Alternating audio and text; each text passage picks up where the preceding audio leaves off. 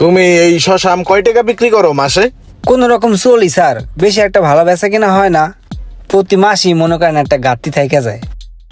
2-3 হাজার টাকা গড় ভরা, তাই ঠিক মতো দিতে পারি না। এগুলা না করে তো ভালো একটা ব্যবসা বাণিজ্য করতে পারো। স্যার সবাই তো চায় যে ভালো কিছু করতে, এখন ভালো কিছু করতে তো পুঁজি লাগে। এই পুঁজি কই পামু?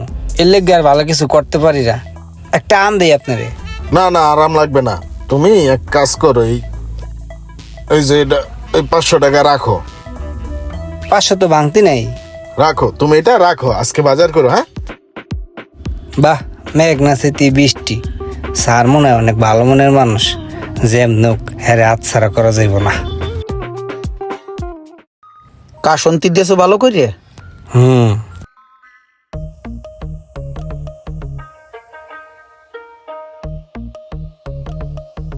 ভাই আমি জানি আপনি অনেক ভালো মানুষ,